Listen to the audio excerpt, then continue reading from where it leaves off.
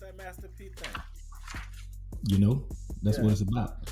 All right, today's guest holds a Bachelor of Science in Psychology from the Southern University Agricultural and Mechanical College and a PhD in Clinical Psychology from Jackson State University.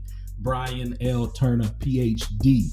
Dr. Turner is a licensed clinical psychologist serving the greater New Orleans community. He's also associate professor of psychology at Xavier University of Louisiana, the director of African American Diaspora Studies at Xavier, and the owner of Moments of Truth LLC.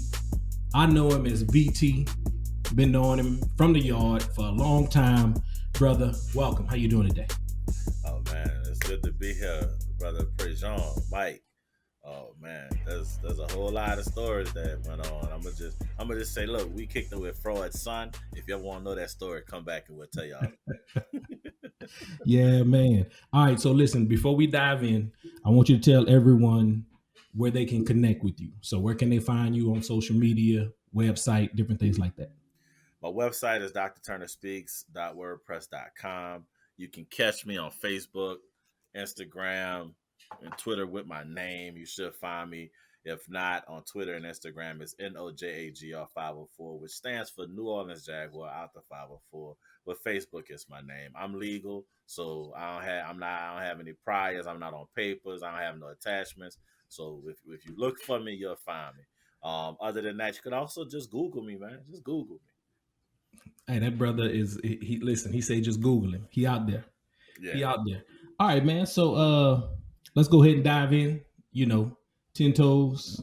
Let's go ahead and get in here, man. Tell everybody who Brian L. Turner is. Yeah. Well, first off, Mike, just it's good, brother. Had this opportunity is we it's kind of weird as I've had to think about our lifespan at this point. 2021. I remember we came of age right before cell phones were the thing, and so I Right. think a lot of us when we left college and went out into the world, we didn't have home phone numbers anymore for anybody. Right. So like I think a lot of us fell off. So it's just, bro, I just wanted to say thank you, bro, for seeing you and watching you, the work you do as a coach, as a teacher, as a husband, as a father, bro. I'm just glad that we've always maintained our space. And so it's just a great opportunity to be here. Obviously still, man, I don't know last time you talked to Dr. Rackley, but and Damon, the three of us through those years in Psych and with Dr. Rackley, man. So there's always good memories when I'm thinking about the y'all, when I'm thinking about our academic and personal lives. So, and that's really important for me to say that because that's a huge part of why I'm here, where I am in a day in life. Definitely. Native of New Orleans, born and bred. My mom had five boys. As I was coming up, I had the opportunity to attend and graduate from Isidore Newman High School, play football, and along the way, I realized that I was going to be able to try to, use football to make it, and so that took me to Southern University, and through the bachelor's degree, and then Jackson State for my doctorate, and so the biggest part of kind of just that question that really shapes me, man, is relationships. Seeing my mother take care of my brothers and I, and be a part of the family I was in. What I can say is like we never had enough money, but my mom always made sure we understood love and relationships and connections. And so what I Yeah. think about Yeah. is my mom made sure that over the years, man, we understood the appreciation of people and good relationships. So for me, man, my motto is like food, folks, and fun. If I Yeah. got good food, if I got good people, we gotta have good fun. And that was really born out of that thing. So I tell anybody, native New Orleans, and from being from the boot, it starts with stuff like Mardi Gras and Bayou Classic and Essence Fest, and then when you put football and Yeah. Yeah. crawfish, like at that point, bro, like I just really have been shaped by those experiences, and that really shapes me as a professional. And so I can jokingly say now that I took my talents back home to New Orleans, that I was able to That's go what's out up. into the world, get the That's what's things up. I needed, and now, bro, it's nothing but a thing. I can still slide through the hood and get a frozen cup, a Hucker Buck, a Dixie cup, whichever you want to call it. I give me Yeah. a Yeah. Pogo, I could give me a big shot of pineapple, and I'm good. I live back in the same hood that I grew up in. Little different house, little different situation. I got Yeah. a few coins now. You did, Yeah. um, Yeah. Yeah. but I'm back where I'm at. I'm in New Orleans East, sure. So man, one of the things, me and some of my partners talk about is, man, we didn't really know that we were poor or poor-ish. You know what I'm saying? We didn't Yeah, really know that, we kind of grew up in the hood. It was just all we knew. yeah. Man. So to see you, let me backtrack a little bit. Uh Man, I saw Doc. I got a chance to get on a Zoom with him, Dr. Rackley. Um, man, a few months back, he's married, So man, got a chance to get on, some of my older frat brothers, who've known him longer, than I have. Man, I was blessed to be invited. You know what I'm saying? And get to see him again, man. Look the same. Brother don't age. Brother don't age at all. You Nope. know what I'm saying? So great to see him, man. But to see you, take your talents back to where you're from, man, that is a blessing. I followed you, admired you, man, for a long time because you were a much better student than I was. You know what I'm saying? Playing ball, on the yard. And bro, you were a great student, man. So tell us a little bit about the work that you're doing in the field of psychology. Oh man. So yeah. So Wait, my wait, hold on. greatest. Before you, because this just popped in my head. Man, we were in that research program. Why did Dr. Harrison just write my paper for me? But I'm gonna just stop there. She just wrote my whole paper for me, but I'm good. Go ahead, man. Tell us. Tell us about your work in the field of psychology.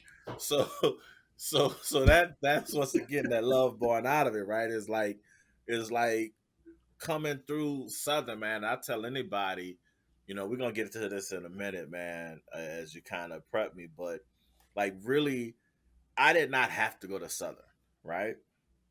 I chose to go to Southern because of football. I wanted to win. The other schools that were recruiting me were not winning. Great opportunities. I mean, huge stadiums, opportunities, but Southern was winning, and that really set the stage for me understanding kind of a complicated process, especially for African Americans in America, people of African descent, persons of color, all of the different acronyms we can use to talk about non-white people, right? And so Right. I remember I wanted to win. I wanted to win where it would be appreciated, and so the work I'm doing for me right now at Xavier University of Louisiana is to ensure that people who look like me win, but also playing a role that can hopefully create a space where winning is not an aberration or an exception. So one of my biggest joy right now is really when I get students who want this path, right? And not a path to just be a doctor, but the path of being someone who really can affect change. And that's can be as broad as you want or as narrow as you want. So sometimes I get students, they just want to affect change in their life. They want to be different from, like you were alluding to, like how we grew up, right? They don't want to live the way they used to. So that is their main focus. I just want to be able to pay my bills every month, take care of my family, and be happy. And Then that's a there's win. right. That's an example of winning. Yeah, because if Okay. you used to not having anything and you can pay your bills and you can buy a car and you don't have to worry about them coming to get it every 6 months, that's dope. And I have to recognize, and this is a part that is recognizing that might be very big. That might be their most self actualized moment, right? Is knowing that they can establish a type of foundation. And then the student who wants to go out and they want to be a doctor, a president, whatever it is, they want to be a world changer. And so my greatest job right now, really, man, is like taking students and helping them shape that pathway, hone their skills, focus, but also have some fun. So as Hmm. a professor, I try to bring levity to the classroom in terms of, like you said, being a good student. I appreciate that because like that was our way out, right? It was either Yeah. what Biggie said: either you sell crack rock or you have a wicked jump shot. Well, Yeah. Yeah. I realized when I got to Southern, I probably wasn't going to the pros, so I was like, let me make sure I handle my business in this classroom because I wasn't about to sell crack rock. So I picked something less stellar than both of those, Yeah. but really like shaping students at this point to help them make those decisions as a clinician. This is that huge part for me, thinking about how historically we talked about the myths and the stigmatization of mental health and the misuse of mental health against Black people. When we think about the term drapetomania, which was a psychological diagnosis given to slaves who wanted to leave the plantation and didn't want to be enslaved anymore. Which I still laugh and say, so you telling me you think I'm crazy because I don't want to get my? Hey, wait, can I cuss? Man, Okay, yes. This is just grown folks okay, platform. just making sure because we're gonna have you on Brothers with Degrees, but we be cussing and drinking, so I just didn't know. But like, you gonna tell me I'm crazy because I don't All want to get good. my ass beat? You telling me I'm crazy because I don't want to be in bondage? Like you literally do that. So like thinking about it, like bringing that up to today's forum to have students really think about this is the world we live in. That people will Yeah. take your desire for excellence and freedom and turn it against you. But you have And make you think you crazy right. for wanting more. Right. Like you crazy for wanting to ask the police officer, sir, why are you pulling me over? Well, if the law Right. say if you pull me over, you're supposed to tell me my offense. But now we fighting and I'm resisting because I simply want to know, well, if you tell me what I'm being pulled over for, this probably will end quicker. Right. If you Right. say I'm Right. speeding, okay, give me the ticket, bro. That's And the crazy thing, man, is that has morphed into people who aren't lawyers needing to know the law because it may be directly connected to your survival. your death or your You know, life. you know what I'm Yeah, saying? Your life and death. yeah, Not knowing something that the majority of America doesn't know could be directly connected yeah. to your well-being. Keep going, bro. So nah, man. So that's really what I do, man. Like I kind of have found this subtle um space in my life where like I think at this point, man, I've achieved what I needed to achieve, and so anything I do now is one for my daughter, to ensure her survival and success and the perpetuation of her through time and space, and then for my Amen. community. You know, so I give myself to really just wanting to serve. I have a joke about it, like Martin and Malcolm and Fannie Lou Hamer and Medgar Evers and everybody marched. I'm trying to tell people like we're not supposed to be marching anymore. Like it's another level. Like Evolution. right. So like if we still marching, something is wrong. So that's just the way I am. I let other people march if they want to. That's their thing. But I got other stuff I'm doing that I ain't marching. I ain't going out there to march. And you know why, Mike? Because back then we marched. There was only 3 channels on the TV. So if you Yeah. marching, Yeah. it's on all 3 channels. Whereas now, how many Yeah. different streaming platforms do you have to choose channels from that? If you don't want to see mofos marching, now you can just change the channel. We change the channel. That's a good So point. yeah, man. So It's a my great thing, and point. I was gonna say, oh, this is the thing I was say about therapy. Go back to that point, and I'll be done. Um, we need help, bro. Our community is probably struggling even more now, so because we've had successes that were attributed to individuals, but were ascribed to the whole, but the Mm-hmm. whole didn't have that success. So Naomi Right. Osaka right now is being targeted by the world of tennis for wanting to take a mental health break from the interviews, and they're going to find her financially, and then they're probably going to move to try to kick her off tour or make her do something if she doesn't want to do whatever. You look at the Right. attacks on NBA players now, right? And there's a correlation. The NBA has always allowed black players to protest and speak out. So it makes sense that these white folks who bought tickets to go see these black players a game, now when they get mad at the players, they're throwing stuff at them. Bro, they spit on my man the other night, son. Hey, that's crazy, man. So I'm Michael, I think it's Harriet. Yeah. So he tweeted Uh yesterday huh. about Naomi Osaka's Uh huh. situation. And he just, it appeared as if he was maybe thinking out loud, but he was like, I wonder if this has anything to do with her father being of Haitian descent and the history Mm. that Haiti has with France. Mm. Or the fact And that she, she's been an outspoken critic of issues, and she's saying, "I'm no longer gonna subject myself to white supremacy. I don't want to sit through these interviews where people are gonna talk to me crazy, ask me stupid questions. It hurts me. I don't want to be there right. And she has every right. I'm a fan. all the way." I'm a Naomi Osaka fan. So hey man, if she doesn't want to, why does she Have have to. to? So here's the double standard. She says it affects my mental health Mm-hmm. in a time when society is saying we need to be more sensitive Uh-huh. to people's mental health. Uh-huh. So What other job which one is it? what other job you go on where you say, hey, I have an issue medical that I can't do this? Can they find you? And it has nothing to do with her performance. Absolutely There's nothing. nothing. She's not saying I'm not gonna play. She didn't say I need. She didn't say I need an extra timeout during the match or no. She just said, hey, these 30-minute hour interview sessions have taxed me, and I need to not do them. So yeah. So that's what And I'm. Yeah, yeah. That's where I'm at, bro. That's where I'm at. yeah, and the punishment, the punishment is the fine. So Yeah. it's like, okay, I'm willing to accept the Mm-hmm. consequence, but they're saying no, that's That's not not enough. enough. We need to change the rules. We So we let thought me. look, I we want. I thought want hitting to your go back. pockets. We thought hitting your pockets was gonna change your mind. But since we know you got some coins, you like, well, here, take your little $15,000. And since the money goes to a good cause anyway, cool, that's fine. So they're like, well, wait a minute. She not worried about them coins. We gotta find another way to mess with her. That's it. That's it. So we gotta be prepared for that, bro. That's my whole point. And this is the point I'm making about it. If NBA players, NFL players, tennis stars, because we got our brothers in hockey who've been getting it.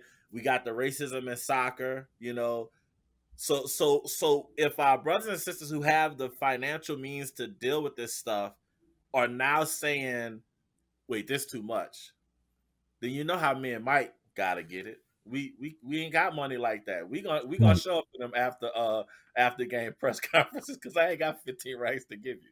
Right.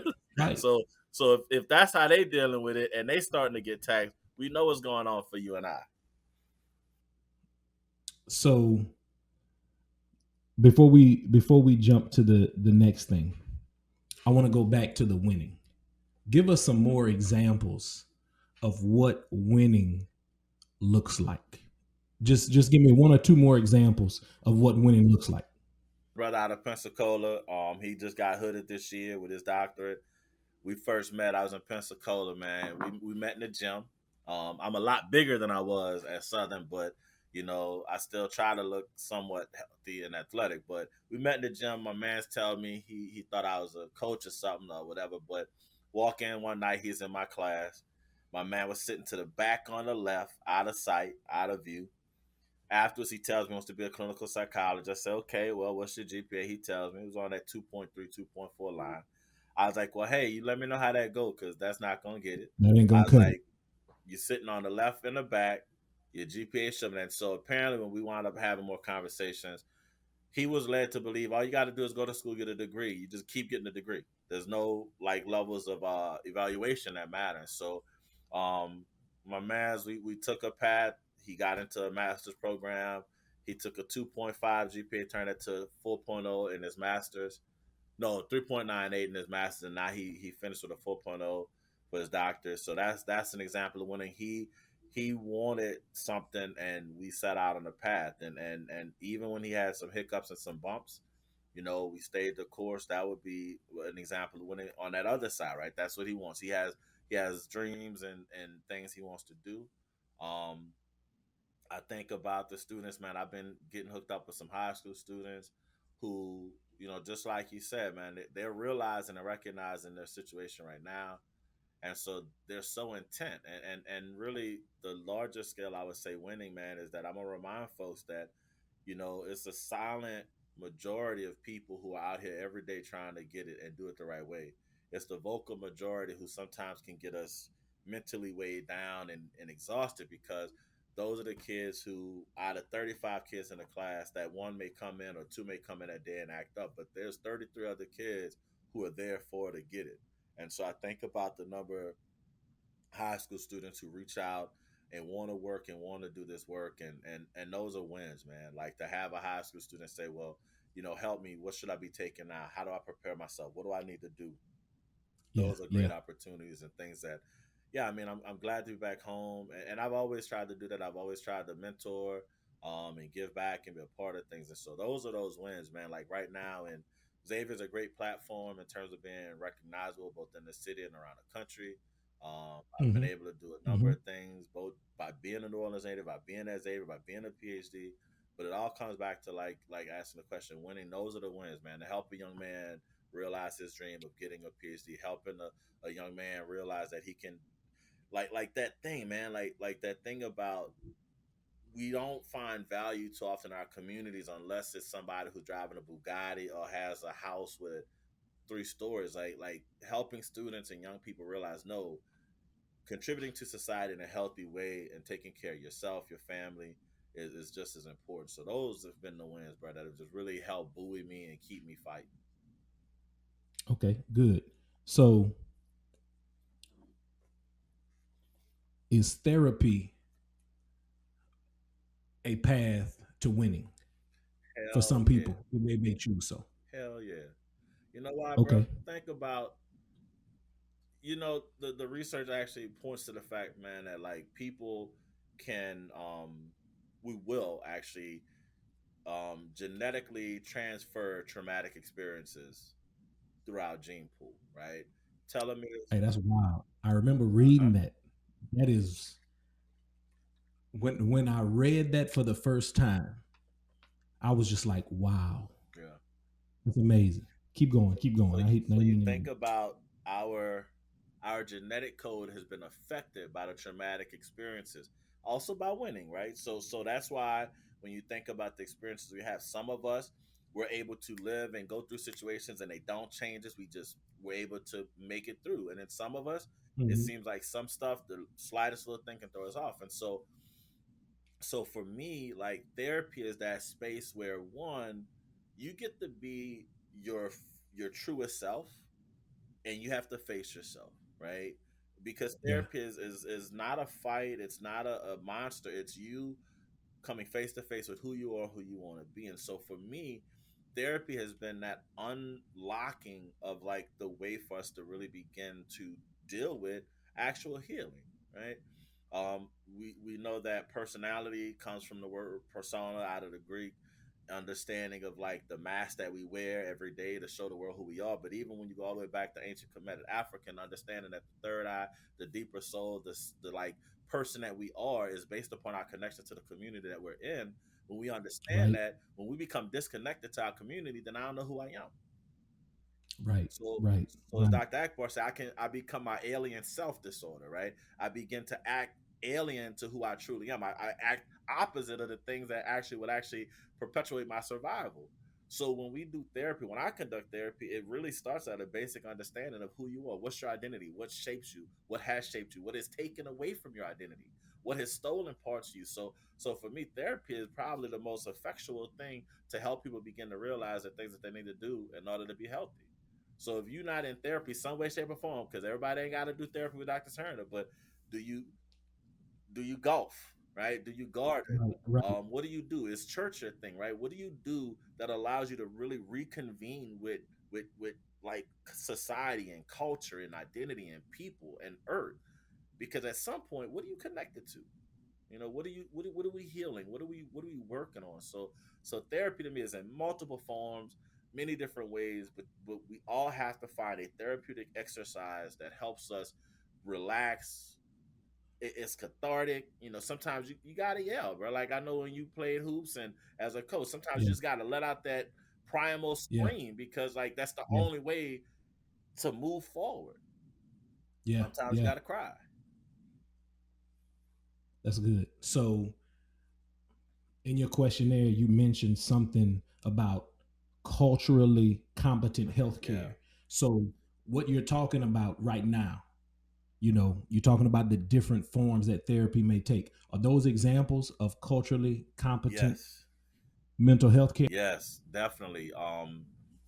Thinking about my experience, so Jackson State University, which I try not to talk a lot about because as a graduate of Southern University, we don't really get into that Jackson Right, State right, Grambling thing, right. right? But I went to Jackson State because I didn't want to go to Howard in DC, and Jackson State was closer, blah blah blah, right? So Jackson State model is to prepare clinicians to be culturally competent, broadly defined. And through that work, through my training, what I came to find was that we had a lot of people who want to do work with culturally different individuals, right? So Mm-hmm. I'm a black man, you're a black man, but we only may share so much culturally. So I still need to avail myself to understanding your cultural reference. Right. There might be certain things we may share in terms of skin tone, some lived experiences, but at the end of the day, you may have experiences that I have no clue about.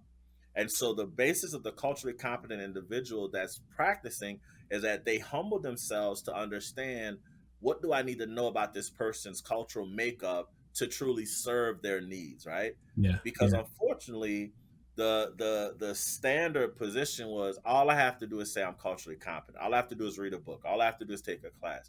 But cultural competence is an ever evolving process that we have to continuously do. So culturally competent is about race, gender, ethnicity, religiosity, spirituality, gender identity, sexual identity, nationality, indigenous status, et cetera, et cetera, et cetera, right? Spirituality, faith, belief system. So at Mm-hmm. no point in time do I ever feel like I am an expert in cultural competency. Now I might be called an expert in teaching how to become culturally competent, but I never know who walks through my office doors. I never know which student walks through my door. So every person gives me a great opportunity to say, okay, well, here's something I'm not sure. Can you teach me? Can you tell me where I can go? And so to be a culturally competent therapist, clinician, means that a person has to take themselves to task. You have to Yeah. get down in the weeds and understand what makes Mike or Sheila or James or whoever this person. What is the individual versus the cultural context that they come from? And sometimes that's what we're trying to figure out, where are the potential tension and like boundary disturbances that occur that can cause this person to not be their best selves. It sounds like an experience that has so many layers because you have to understand the individual, and then you have to understand the individual in its not its in their cultural context. Uh-huh. And if you're not familiar with that cultural context, now you have to immerse yourself there Mm-hmm. and deal with some of your stuff, Yep. perhaps, in order to be able to provide the service. Man, that's some rich, I rich, had a rich, rich stuff right I there. had a supervisor who said, and this stuck with me, and it still does. And I tell my mentees and advisees and people as well, I said, the best persons make the best clinicians. And his point was that if you're a good person, you never want to offend the person you're helping. So before you offend them, you'll go and learn. You'll take yourself to task.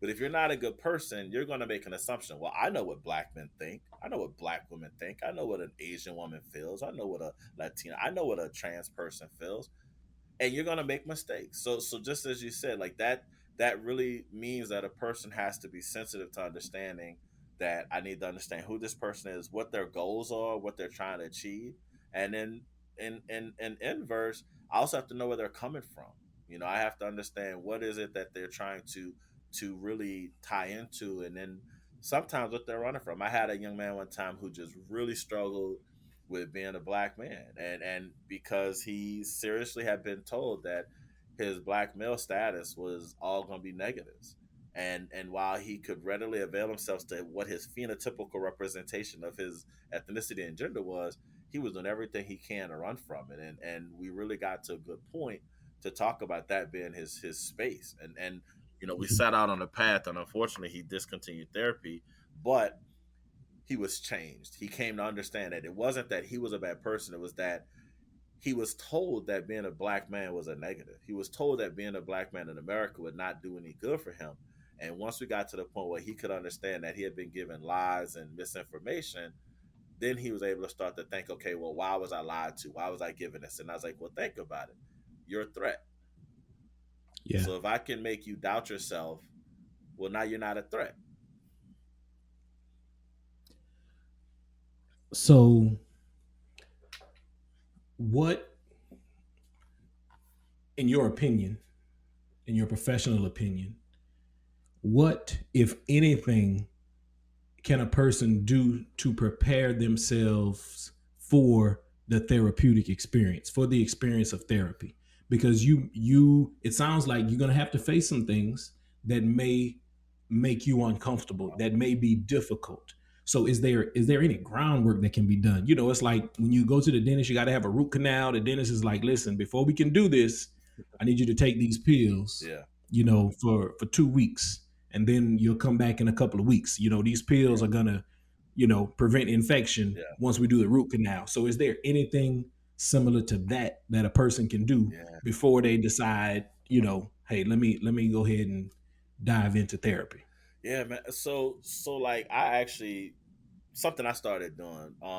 So I was working in a college counseling center, and I realized I would get a lot of, and I was at a predominantly white institution, so I would get a lot of African Americans and non-white people who would talk to me about therapy and want to know what it was like. And so I now in my private practice do a 30-minute consult before somebody comes to therapy. I said, look, I'm not charging for this. This is me and you just talking, right?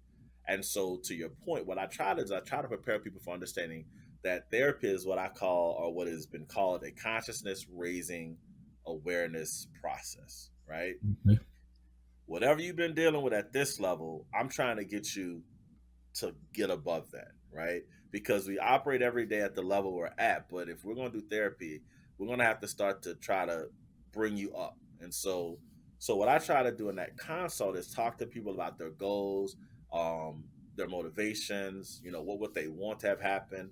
I try to really immerse myself in that individual. So really, to be honest with you, Mike, the work is really trying to figure out for me, what can I do. I did I visited a class. Well, I didn't visit the class; it was virtual, but they were in Philadelphia, and I was here. But we talked about this because they were new clinicians. I talked about it's really my job to find out what I can do to help. So really, the thing is, like, I would tell anybody, be open with the clinician about what you want to have happen. If you have any past trauma, family issues, if there's any psychological distress, i.e. depression, anxiety, whatever it might be, depersonalizations, like, you got to be honest with that, because as a consumer, and this is important, especially for African Americans, because we can be great consumers of like Cadillacs and Jordans and Balenciagas and Louis Vuittons, but when it Yeah. comes to some things like dental health, medical health, mental health, we be hands off sometimes. So just like we're Yeah. good consumers in those areas, it need to be the same. You need to make sure that the clinician certified, right? And I say this not openly. What I try to tell people is there's a difference in the levels of care you can get. You have a person with a master's, social worker. You have somebody who's in a related field that may not be a clinician, and you have a PhD. So it's like buying hamburgers. You get a McDonald's hamburger, you get a Five Guys hamburger, you could go to Houston's.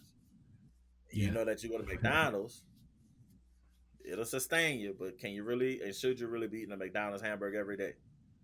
Right. Probably not. Right.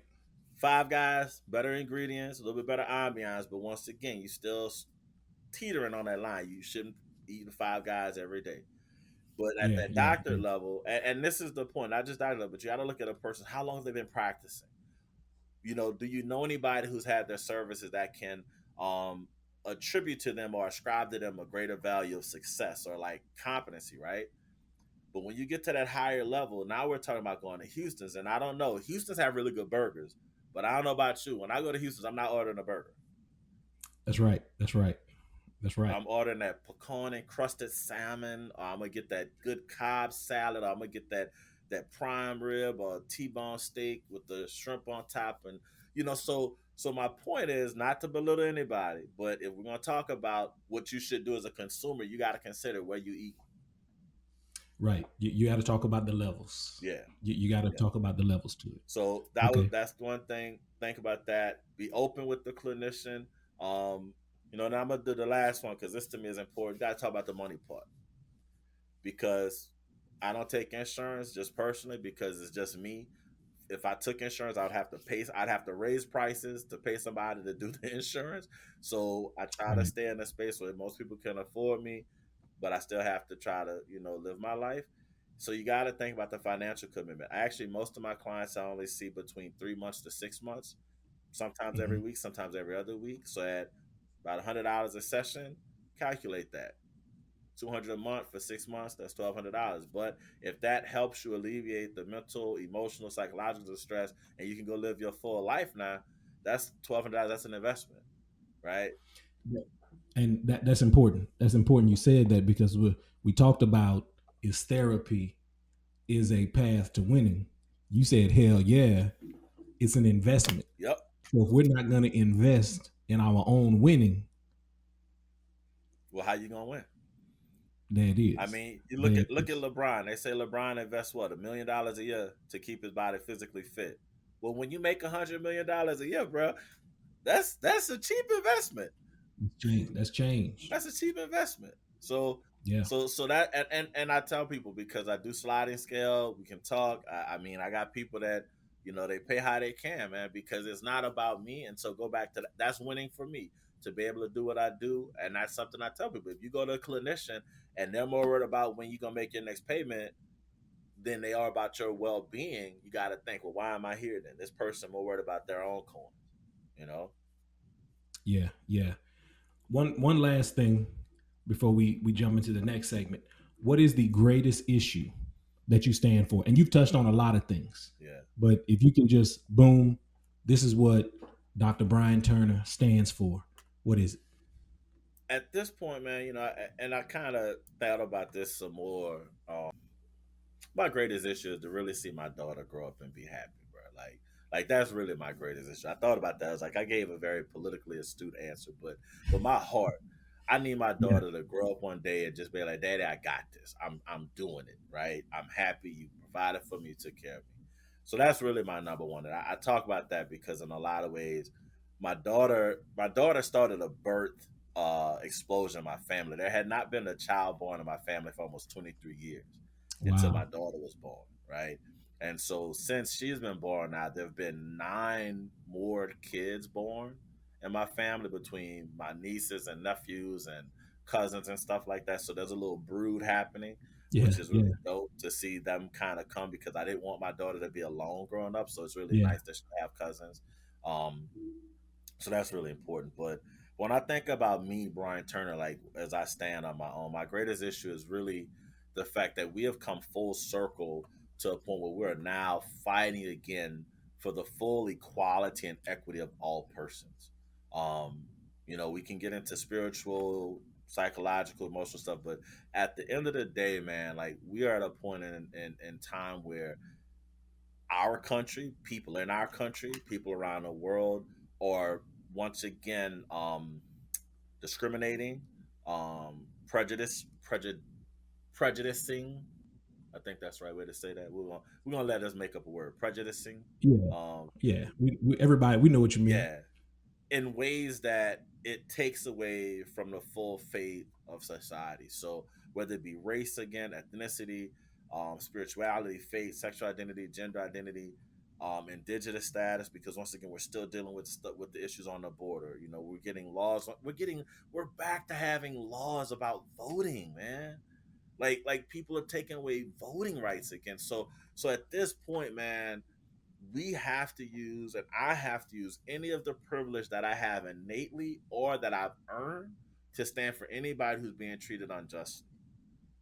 And so my Yeah. greatest thing is Yeah. to call people to arms, not to go get a gun arms, but to come to arms like this is what we're fighting for, that we actually have to once again stand for those who are being persecuted. And I learned that at Isidore Newman High School when I saw my Jewish classmates have pride for their heritage and culture in such a way that they were able to also stand for and support other people. And that's something that I've actually tried to point students to is to go back and actually take a look at how the Jewish community became stalwarts in the fight for civil rights, and then also the Catholic Church, that there was a turning point where the Catholic Church had to face its fears. But then we still turn around and we see where the Catholic Church, Georgetown University, and the Jesuits used the slaves, the GU 272.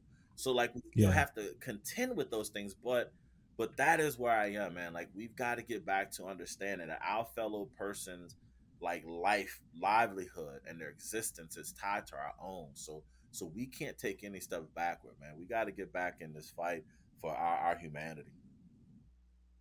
That's good. That's good stuff. We are connected, man. We are connected. We are connected. We are connected. Yeah. All right. We're gonna jump into this next section. So let's talk about recommended reads. Uh huh. What books are you reading right now? Well, I know technically you're not reading because your semester is over, but what would you recommend someone else Yeah. read? So I joke now, man, about reading because I think we've had this. We've been inundated with people who just write books. That's actually probably why I still haven't finished the books I've been writing, because I'm like, they got so much stuff to write. But this is what I would say. I gave you a couple, but the books that I'm tied to, one, Angela Neal Barnett's Soothe Your Nerves, a book that looks at how Black women specifically deal with anxiety and mental health issues. But it's a great read for anybody to take the time to realize what's out there that helps. Um, Carter G. Woodson, Miseducation of the Negro, and many people may not know, but he also wrote The Education of the Negro, which is actually a prequel to Miseducation of the Negro. But those two books are huge in terms of like laying a foundation for understanding what happened in America in terms of wanting to keep Black people uneducated and miseducated. Hmm. But then the education is literally all the stuff we should know.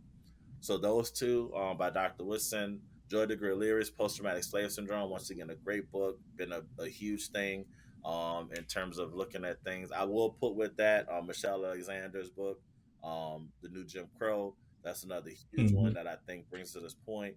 Um, when I talk to younger students and they act like they don't know what's going on, I put them on Dr. Naeem Akbar's Breaking Up. There we go. Dr. Naeem I'm happy we Akbar's have one right now. yeah, yeah. Dr. Naeem Akbar's Breaking the Psychological Chains of Slavery. I think that's another great book that touches on um, the psychological effects of being Black in America and how we contend with it, and how in many ways we become um, um, we turn inward in terms of like self hate. Like instead of fighting against the systems that oppress us, we start to hurt ourselves. So I think that's a huge one. Hmm. For Christopher Emden, for white folks who teach in the hood and the rest of all, I think that's a good book that brings to bear what actually happens in terms of like our educational system, in terms of what happens in the classroom and these systems about how we're supposed to be teaching, and then how we use these systems once again to oppress and limit the opportunities. And then I like a good Django type books. So Daniel Rasmussen's American Uprising, also because it happened in the untold story of America's largest slave revolt. I'm tired of books and stories about Black people not winning when we was winning. So like, there's way more slave revolts and uprisings where Black people won and fought. So like, that's one that I tell people, go read this one and let me show you how serious brothers and sisters was about getting out of this stuff, because the Yeah, system will yeah, have you believing and thinking we was just some happy slaves yeah. walking We was around. happy. No, we wasn't. Yeah. No, we've been fighting the system. So that's my recommended reading. All right, now I ain't read nothing. I'm sorry, but I'm honest. I ain't read nothing. I'm not gonna read nothing for a couple more weeks because I don't want to. Hey man, you got to take a break. Yeah, Rest is somebody said yesterday, rest is revolution. yeah, yeah. Man, you gotta rest, reset. But I Like, wouldn't be, but I wouldn't be right if I didn't say the last thing that I read, and I still been going back to it though. Dr. Mike Eric Dyson's Barack Obama, the book about the Black president. So that's been, and I can't remember the name right now because I put it down, but that's been a book that I've been going back to because of some of the things he talks about that Barack Obama dealt with as president. That it's just a bigger conversation. So that's been a huge one. His book about the Obama presidency for me. okay, okay. It's not a bad list. It's not a bad list at all. All right, man. What you listening to? What's on your playlist? Man, look, I'm old school, bro. I don't have a streaming platform, so I Okay. really don't know what to listen to. So I put Pandora on, and whatever kind of plays comes on. But what I would say is I get snippets of the new J Cole joint, so I've been trying to catch that.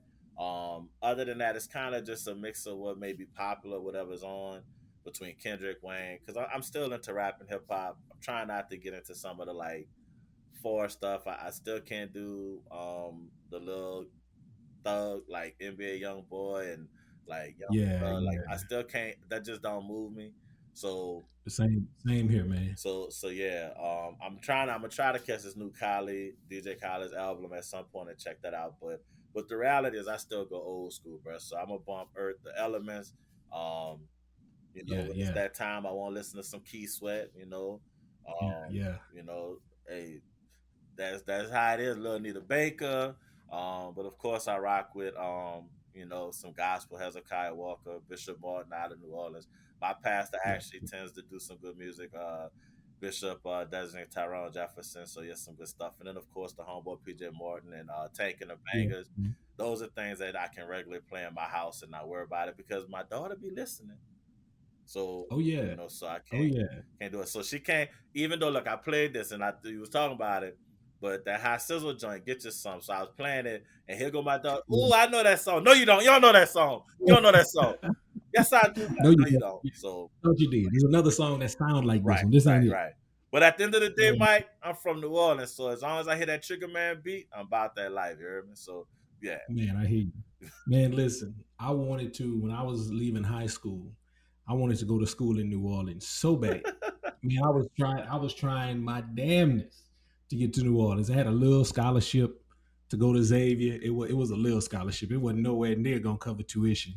So when I came to grips with that, I was like, man, maybe I can go to UNO. Then my parents was like, we really don't want you to go. Cause listen, man, I was going like my older brother, 4 years older than uh huh, me. So he's in college. I'm like freshman in high school. yeah, We probably actually went to New Orleans before then. Like my parents would just, I remember one year my aunt just gave my brother the keys to the car. I think he was a senior in high school. Dude, we had the Bayou Classic. yeah.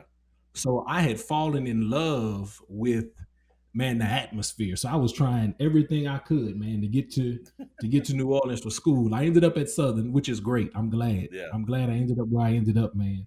But listen, I love New Orleans. I tell people all the time, man, New Orleans should not be part of Louisiana. It should be like DC. You know what I'm saying? Just be the district of New Orleans. You know what I'm saying? Because it's its own little Yeah, yeah. distinct place. All right, man. Any podcast? You listen to any podcast? Definitely, man. So I've been following you, so I'm gonna rep the network. The That's Black what's up. Agenda with Devin Dito and Adrian Guest, and Wild Black with Darius Hicks. I actually have tended to kind of stay away from some of the hyper Uber podcasts where people get a little bit too much of themselves. I like podcasts where people are actually talking about things and doing the work and really changing Yeah. culture. So that's that. Then I will shout out me and the homie, my partner Jeff. We do a little joint call, Brothers with Degrees. We do this every 2 weeks if time allows us. So actually, this Thursday we're supposed to be back on. So that's why I try to get my podcasting from, man. There's a couple other ones I jump in on, but by time is the issue. So the ones I really Yeah. follow, I'm a support. Yeah. Okay. Good stuff. Good stuff. All right, man. So next up, we got rapid fire and word association. So I got about 10 Uh questions, huh. right? For the rapid fire. And then when we first started, man, talking, you were all in my word association. You was just hitting every word. I was like, man, it's like I showed him my paper or Uh something, huh. right? So we're going to start off with this rapid fire, man. You ready? Yeah. All right. I'm gonna start you off like this. Would you rather move to a new city or town every week or never be able to leave New Orleans? I'm gonna never leave New Orleans. Okay, all right. Uh who's your celebrity crush? Serena, bro. Serena. Okay. Uh, Bina, Serena, Jennifer Lopez. All right. If you could have a superpower, what would it be and why? so technically, I don't know if it's a super. I would want to be Mr. Incredible. Would that fit? Yeah, Okay. yeah. It's no box. Okay, cool. Because I actually asked this question in class on first day. I asked, well, if you have a superpower. So mine is Mr. Incredible because he can do everything. That's it. He can do everything. He's That strong is. enough. He's That, fast enough. He can't fly, but somehow he always gets where he needs to be because he's fast enough. So yeah, yeah, Mr. yeah. Incredible will be the one because he can do everything. He's Mr. Incredible, yo. That is. That is. All right. Are humans better at creation or destruction? Creation, bro. Creation. Agree. All right. Favorite TV show? Like now or just ever. Just either or both. Right now, my favorite show had been um Power. Okay. All right, but for life, favorite show Cosby Show. Cosby Show. Yep. Okay. Talking or texting? I'm a talker. Okay. iOS or Android? I got both, so but I gotta choose. I'm gonna go with the iPhone just because FaceTime. Too many Yeah, different yeah. apps on the Android. I gotta do Google Duo or WhatsApp. Too many. Yeah, I try to tell my wife every day, man. She don't listen. I try to tell her every day. Netflix or YouTube? Netflix. Is a hot dog a sandwich? Yes. What's the best thing you ever bought? Ever? Okay, hold on. Boy, you stupid, man. The best thing I ever bought. Wow. Probably my house, man. Like this is my place of peace, you dig? So I got the guns with the Tourette's on the top. If you come too close, you're not supposed to be here. You might get bumped off, you dig? So you gotta. There I it got the is. ADT. I got the rock while I feed him gunpowder so he can devour. So yeah, you can't get Yeah. here without knowing what's out. So my house. No, only the real ones gonna get the reference. Yes, sir. All right, man. Last question for rapid fire. Well, first let me ask: do you have a boat? Do I have a boat? A boat. No boats. Okay. So, what would you name your boat if you had one? If I had a boat, what would I name my boat? Oh, man. Hmm. See, I mean, I just went through a whole bunch of thoughts that would probably be inappropriate, but because I was gonna go with the whole, Step Brothers reference, boats and hoes, but that's so inappropriate.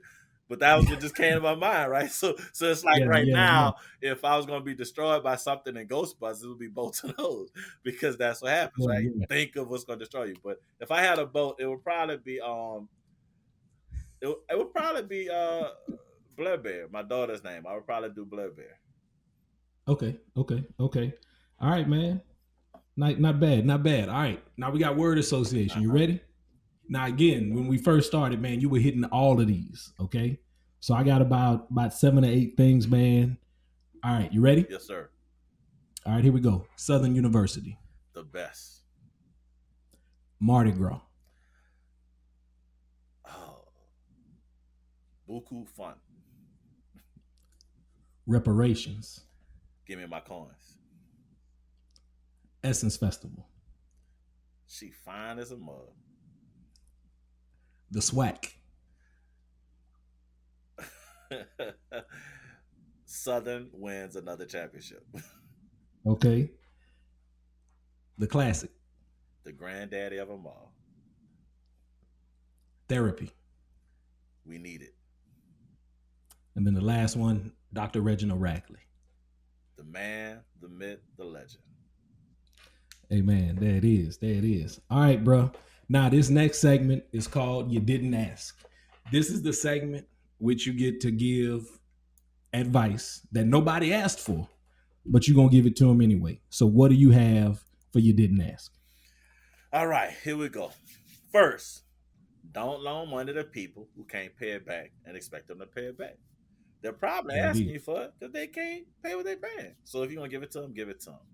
Next, take care of yourself first so that you can take care of those that you're responsible for.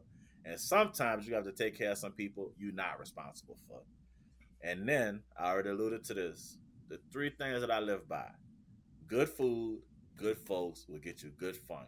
If you got at least two of those in life, the third is very likely to follow. You can't have two of them and the third come up lame. Love it, man. I love that.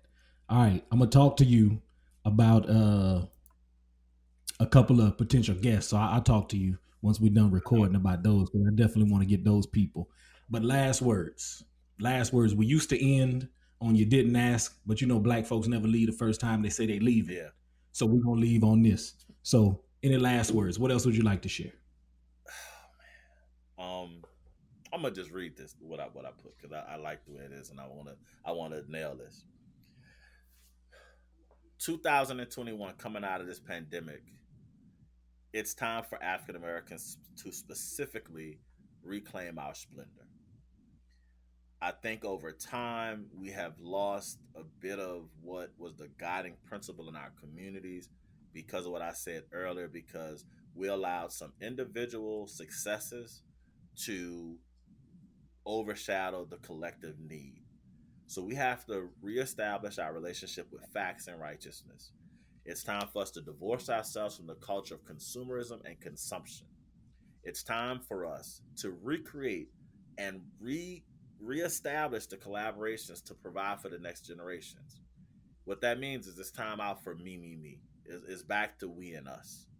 No me and I, but we and us. So we must see the true beauty of our collective survival. This is what we call Ubuntu. For those who want to look it up, it's the principle that I am because we are. So that means we have to reject the isolation of Western ideology that trumpets, pun intended, competition and control. At the end of the day, if we really practice Ubuntu, life is better when we share the superordinate goal of achieving and maintaining peace and love versus war and hate. So if there's anything I can share, that within our community, first and foremost, in our individual homes, we have to make sure we're building each other up in our individual homes, then in our schools, right? So that's another point of this, right? Oh yeah, this is why I was gonna dovetail right quick because I thought about this too. Like we got to get back to our kids, our families, supporting and blessing the edifices in our communities that build our communities. So, like in New Orleans, with this all charter movement, well, that's fine. But if you're a parent and you just drop your child off at school, that's not good. If you Yeah. send your child to Xavier or Southern or Prairie View or wherever, you can't just drop your child off. You need to become a part of that community as much as you can when it goes to the communities, right? Like adopt kids in your neighborhood, like pour into them. Because and here's the last point about this, if you don't adopt that child in your neighborhood and establish a relationship with them, you might be that person that that kid robs one day because they don't know you. People don't tend to Yeah. rob the people they know. They tend to That's protect right. them. And so that would be my point of like at this point, I'm asking all people, especially in my community, those that I'm connected to, we have to reestablish this splendor, this excellence. That's That's it, great, man. man. That's great. BT, man, I appreciate it. Thank you for blessing us with your presence today. Um, we got to do this again for sure. Oh man, of We course. definitely got to do this again, man. I appreciate it. Listen, this is the network. This is my attempt at creating a modern podcast version of the Negro Motorist Green Book. Every interview, we're building a network of talented Black professionals like Dr. Turner that you can reach out and touch. Every episode is designed to help your physical, mental, spiritual, and financial health. This is Mike Prejean, Dr. Brian Turner. This has been the network. Peace. Much love, brother. Thank you, sir.